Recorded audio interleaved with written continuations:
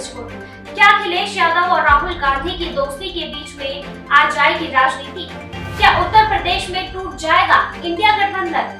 उत्तर प्रदेश में आगामी उपचुनाव केवल एक क्षेत्रीय राजनीति लड़ाई नहीं है, बल्कि ये विपक्षी गठबंधन INDIA की एक बड़ी परीक्षा है। समाजवादी पार्टी के बिना कांग्रेस ने सलाह किए हुए 6 सीटों के लिए अपने उम्मीदवारों की घोषणा कर दी है, जिससे दोनों पार्टियों के बीच सीट बंटवारे को लेकर तनाव की स्थिति पैदा हो गई।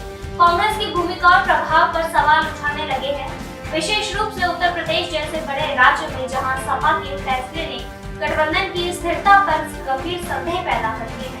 हरियाणा में हाल ही में हुए चुनावों में कांग्रेस की हार ने उनकी स्थिति को और कमजोर कर दिया है। 1989 के बाद से कांग्रेस ने अक्सर गठबंधन की राजनीति पर भरोसा किया है, खासकर उन क्षेत्रों में जहां मजबूत क्षेत्रीय दल हावी होते हैं।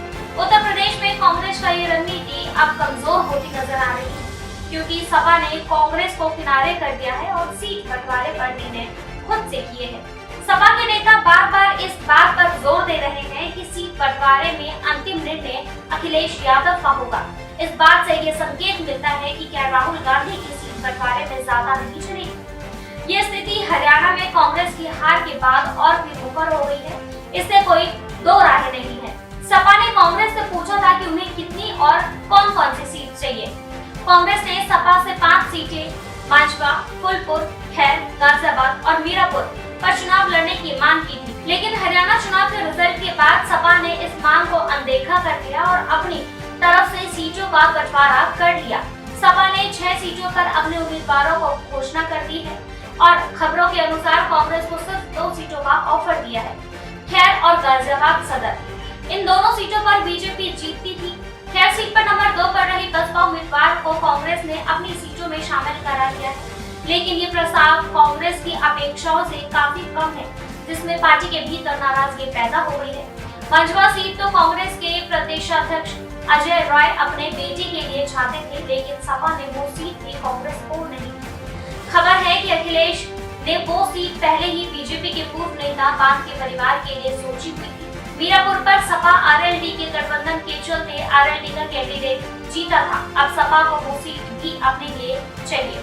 सपा के इस निर्णय के बाद दोनों ही तरफ की बयानबाजी का दौर जारी है। एक तरफ जहां कांग्रेस के लोग संभल कर बोल रहे हैं, वहीं दूसरी तरफ सपा नेता कांग्रेस के ऊपर तंज कसने का कोई मौका नहीं जाने दे रहे। सपा के इस कदम के बाद कांग्रेस के उत्तर प्रदेश प्रभारी अविनाश पांडे ने कहा कि सपा ने पार्टी को विश्वास में नहीं लिया। फिर भी पांडे ने उम्मीद जताई कि दोनों दलों के बीच गठबंधन बनेगा और वो साथ मिलकर चुनाव लड़ेंगे। उत्तर प्रदेश कांग्रेस अध्यक्ष अजय रॉय ने भी विश्वास जताया है कि दोनों दलों के बीच गठबंधन होगा और उन्होंने पार्टी के संविधान बचाओ अभियान को जारी रखने की बात कही है।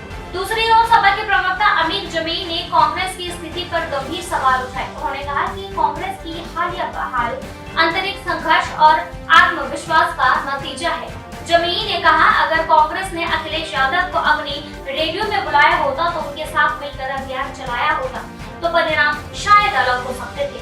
सपा प्रवक्ता राजेंद्र चौधरी ने साफ कर दिया कि सीटों के बंटवारे का अंतिम निर्णय सपा प्रमुख अखिलेश यादव द्वारा ही किया जाएगा।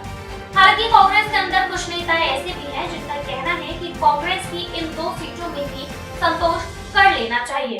कांग्रेस के एक वरिष्ठ नेता ने कहा कि पार्टी को इसे प्रतिष्ठा का मुद्दा नहीं बनाना चाहिए और सपा के साथ गठबंधन में चुनाव लड़ना चाहिए, भले ही पार्टी को केवल 2 सीटें मिली हैं। उन्होंने ये भी कहा कि कोई भी कदम उठाने से पहले कांग्रेस को आत्ममंथन करना चाहिए कि क्या उनके पास इतनी ताकत है उस सीट पर कि वो बीजेपी की ताकत से लड़ सके। सपा द्वारा घोषित किए गए प्रमुख उम्मीदवारों में तेज प्रताप यादव करहल सीट से चुनाव लड़ेंगे, जिसे अखिलेश यादव ने सांसद चुनाव जीतने के बाद खाली किया था। अन्य प्रमुख उम्मीदवारों में नसीम सोलंकी, मुस्तफा सिद्दीकी, अजीत प्रसाद, शोभावती वर्मा और डॉक्टर ज्योति बिंद शामिल हैं। फिलहाल के लिए बस इतना ही। इससे जुड़ी और खबरों को देखने के लिए देखते रहिए ताजा खबर। हमारे चैनल को लाइक, सब्सक्राइब, शेयर करना ना भूलें।